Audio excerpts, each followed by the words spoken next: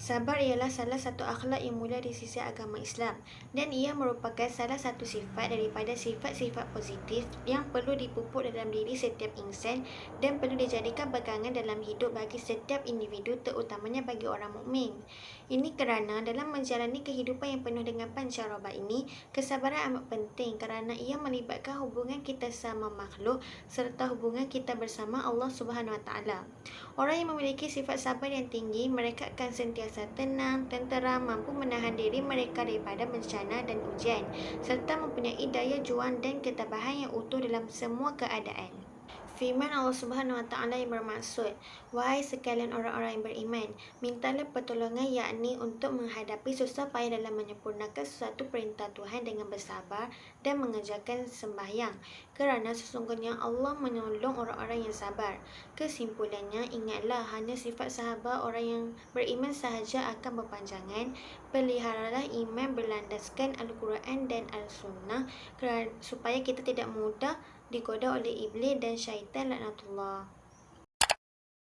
Assalamualaikum warahmatullahi wabarakatuh. Saya Nurlana Najla binti Muhammad Nazri yang memegang nombor matrik 058284. Seterusnya saya akan menerangkan tentang makna sabar. Sabar dalam konteks Islam merupakan satu sifat mahmudah yang perlu dipupuk oleh semua umat Nabi Muhammad sallallahu alaihi wasallam. Ini kerana ia merupakan perkara asas dalam akhlak agama Islam. Makna hakikat kesabaran ialah kurikulum yang amali dari sudut menyelesaikan masalah dan juga matlamat yang sebenar. Kesabaran merupakan kunci kehidupan bagi seluruh makhluk alam ciptaan Allah. Selain itu, makna sabar juga boleh diartikan dengan bertahan, yakni orang yang sabar tidak syak lagi mampu untuk menahan diri mereka daripada melakukan sesuatu yang tidak disukai oleh Allah Subhanahu Wa Taala. Seperti contoh, ketika dalam kesusahan, orang yang sabar tidak akan mengeluh dan juga tidak akan berputus asa dalam menyembah Allah Subhanahu Wa Taala. Manakala ketika dalam kesenangan, orang yang sabar mampu untuk menahan diri mereka daripada menggunakan segala nikmat untuk membuat perkara yang dilarang oleh Allah. Nabi Muhammad sallallahu alaihi wasallam ada bersabda bahawa sabar itu adalah separuh daripada iman. Selain itu, Nabi juga bersabda bahawa sabar itu adalah khazanah-khazanah syurga. Seterusnya, Nabi Isa AS ada berkata, sesungguhnya kamu semua tidak akan mendapat apa yang kamu sukai kecuali dengan kesabaran kamu atas apa yang kamu benci. Oleh itu, kita perlulah bersabar dalam menempuh pelbagai ujian dan dugaan daripada Allah Subhanahu Wa Taala. Kerana dunia ini bukanlah tempat untuk kita bersenang lenang, tetapi dunia ini adalah tempat persinggahan sementara kita untuk ke alam akhirat kelak. Assalamualaikum warahmatullahi taala wabarakatuh. Seterusnya saya akan terangkan dalil Al-Quran dan As-Sunnah yang berkaitan dengan sabar. Seterusnya, Allah Subhanahu Wa Taala telah menjanjikan ganjaran yang istimewa kepada orang-orang yang sabar berdasarkan firman Allah Subhanahu Wa Taala dalam surah Az-Zumar ayat 10. Maksudnya, sesungguhnya orang-orang yang beriman sahaja yang akan disempurnakan pahala untuknya dengan tidak terkira. Seperti yang kita tahu, Allah Subhanahu Wa Taala menyebut perkataan sabar, kata sabar di dalam Al-Quran lebih daripada 70 tempat. Antara hadis yang menceritakan tentang kepentingan sabar adalah daripada sahabat yang bernama Khabbab bin Al-Arat. Melalui hadis ini, kita dapat apa yang kita dapat faham daripada cerita tersebut. Nabi SAW menceritakan kepada para sahabat bahawa sebelum daripada mereka terdapat golongan yang diazab dan diseksa lebih teruk daripada mereka. Akan tetapi mereka tetap bersabar dengan ujian ini dan mereka sesekali tidak berpaling daripada agama ini. Oleh sebab itu, Nabi SAW menggambarkan orang-orang yang sabar dengan berpegang dengan agamanya adalah seperti seorang yang menggenggam bara api. Ini disebutkan di dalam Jami' At-Tirmizi. Itu sahaja daripada saya untuk penerangan kepada dalil Al-Quran dan hadis yang berkaitan dengan sabar. Seterusnya, kita masuk pula kepada matlamat dan tujuan sabar. Matlamat dan tujuan sabar adalah untuk menahan nafsu daripada dipengaruhi oleh perasaan yang boleh menimbulkan rasa marah, memberontak, kecewa atau putus asa akibat kesusahan ataupun sesuatu keadaan yang tidak disukai. Sabar juga adalah satu tuntutan dalam agama Islam dan perisai untuk menahan diri kita daripada fitnah nafsu. Apabila kita bersabar, kita mampu untuk beribadah dengan tenang, berfikir secara rasional, dapat melahirkan sifat takwa, mendapat kekhusyukan dalam segala perbuatan yang kita buat, terutamanya beribadah kepada Allah. Dan yang paling penting, kita juga akan dapat merasai kemanisan iman itu. Oleh itu, orang yang tidak sabar ni rugi di dunia dan juga di akhirat kelak, kerana sabar ni merupakan sebahagian daripada ciri-ciri keimanan. Apabila seseorang itu mampu mencapai tahap kesabaran, maka terselahlah sebahagian ciri-ciri keimanan tersebut dalam dirinya. Saya akan teruskan dengan tajuk sabar dari perkara yang disukai dan dibenci. Perkara yang disukai ialah perkara yang memperturutkan hawa nafsu, yakni perkara yang membawa kepada kemaksiatan dan menyebabkan seseorang itu jauh daripada Allah. Manakala perkara yang dibenci ialah ketaatan kepada Allah, kerana jalan menuju ketaatan itu sukar dan dipenuhi dengan pelbagai ujian. Seterusnya, tahap sabar. Sabar terbahagi kepada 3, iaitu yang pertama, darjat yang tertinggi. Darjat yang tertinggi ialah untuk orang-orang yang menolak ajakan hawa nafsu secara keseluruhan sehingga tidak terbaki dalam dirinya kekuatan nafsu untuk bertempur. Darjat pertengahan ialah orang yang tidak putus-putus untuk berperang di antara hawa nafsu dan agama. Tanda sabar pada darjat pertengahan adalah meninggalkan syahwat yang lemah dan tidak berdaya untuk menghadapi syahwat yang lebih kuat. Dan darjat yang paling rendah ialah apabila dorongan hawa nafsu yang kuat tetapi pertentangan yang bersandarkan kepada agama sangat lemah. Kesannya manusia akan melakukan perkara yang dilarang oleh Allah Subhanahu Wa Taala.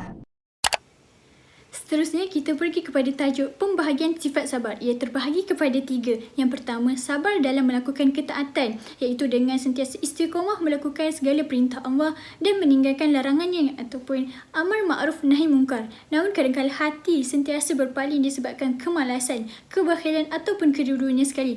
Oleh itu, kita sentiasa memujuk diri dan menyuruhnya untuk sentiasa melakukan ketaatan yang telah diperintahkan oleh Allah demi mencapai kejayaan di akhirat.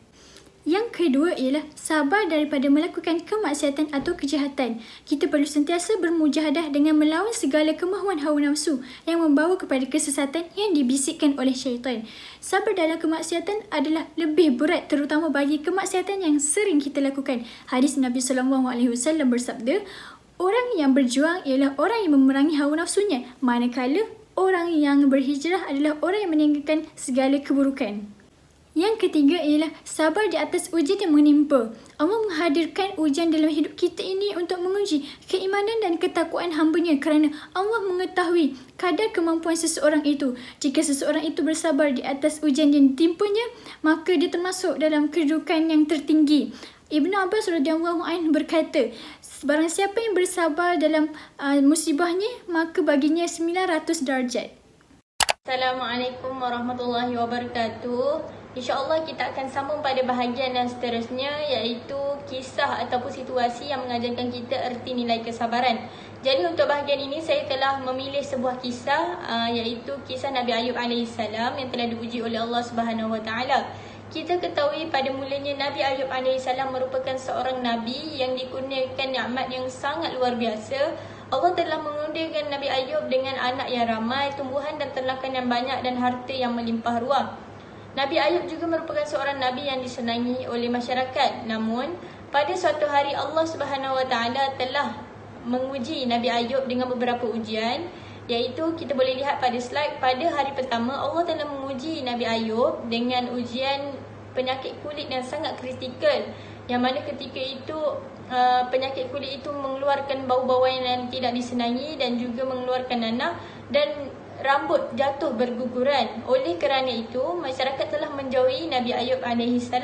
Pada hari kedua, Nabi Ayub AS telah diuji dengan kehilangan kesemua anak baginda, yang di mana ketika baginda hendak makan bersama anak-anak dan isteri, atap rumah baginda terjatuh lalu menghempap ke semua anak-anak baginda. Pada hari ketiga, Nabi Ayub telah diuji dengan hama dan ribut yang sangat dahsyat sehingga memusnahkan kesemua tumbuh-tumbuhan, kebun-kebun dan juga ternakan Nabi Ayub AS.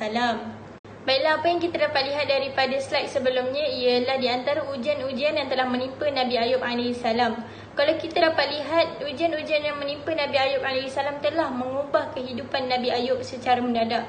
Namun Nabi Ayub tidak sedikit pun mengeluh, malah lebih bersabar terhadap setiap satu ujian dan lebih taat kepada Allah Subhanahu Wa Taala. Jadi apa yang kita dapat daripada kisah Nabi Ayub alaihi salam ini ialah nilai kesabaran itu sendiri. Allah telah berfirman, Innallaha ma'as sabirin. Sesungguhnya Allah bersama orang-orang yang sabar.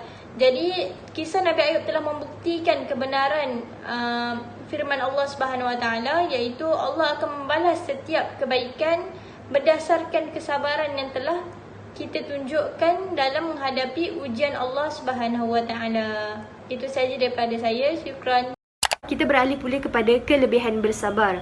Kelebihan bersabar yang pertama adalah kita dapat menjamin kebahagiaan dan juga kejayaan sama ada di dunia maupun di akhirat. Seperti yang kita tahu, tiada kejayaan yang akan dapat dicapai melainkan usaha itu disertai dengan kesabaran. Sabar ini adalah bukan merupakan satu pilihan, bahkan ianya merupakan satu kepastian dan juga keperluan bagi manusia untuk mengangkatnya sama ada dari sudut fizikal maupun mental. Contoh sabar ini adalah seorang peladang itu tidak akan menuaikan hasil mereka melainkan mereka bersabar. Maka setiap orang yang berjaya ini hendaklah mereka sentiasa bersabar, hendaklah mereka sentiasa berusaha bersungguh-sungguh dalam mengharungi setiap langkah.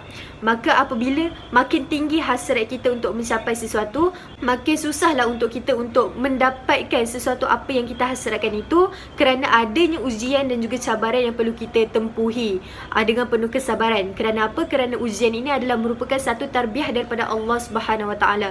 Selain itu, kelebihan bersabar yang kedua adalah kita dapat menyelesaikan masalah dalam keadaan yang tenang. Maka apabila datangnya pelbagai kesedihan dan juga masalah-masalah kerja yang perlu kita hadapi dalam satu masa yang sama, kebanyakan manusia ini tidak berfikir secara panjang dan menyebabkan mereka itu akan menyusahkan orang lain secara tidak sengaja, dan mereka ini akan memarahi orang sekeliling mereka tanpa ada sebab yang kukuh. Sabar itu adalah di mana hati kita menerima sesuatu ketentuan Allah Subhanahu Wa Taala dalam keadaan yang tenang dan juga bermuhasabah diri. Contohnya apabila kita menerima sakit yang sementara ataupun sakit yang terlalu lama, kita hendaklah yakin dan juga sabar bahawa Allah Subhanahu Wa Taala itu akan memberikan kesembuhan kepada kita.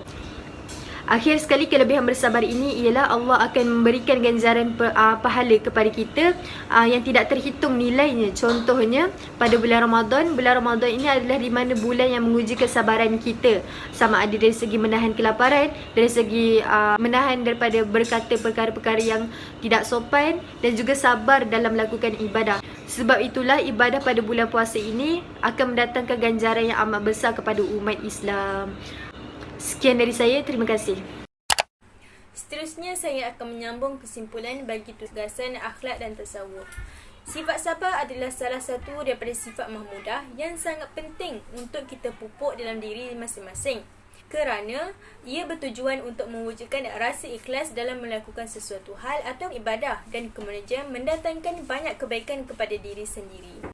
Selain itu, bagi seseorang Muslim, memupuk sifat sabar dalam diri mereka dalam melaksanakan ibadah seperti solat, berpuasa adalah yang paling utama agar ibadah yang dilakukan itu dapat dilakukan dengan baik tanpa rasa tergopoh-gopoh dan kemudiannya dapat mencapai keredaan Allah SWT. Tambahan lagi, seseorang Muslim itu mestilah menanam sifat sabar dan mempraktikkannya dalam menjalankan ketaatan kepada Allah SWT, mengawal kemarahan dan juga sabar mengharungi ujian serta liku-liku di dalam kehidupan. Selain itu, sifat suka tergopoh-gopoh dalam melakukan amalan seperti di dalam solat adalah salah satu perbuatan iblis bagi menyesatkan kaum Nabi Adam. Dan akhir sekali, hakikat bagi orang-orang yang bersabar melandaskan Al-Quran dan As-Sunnah akan terpelihara dari godaan iblis serta syaitan laknatullah. Sekian daripada saya. Terima kasih.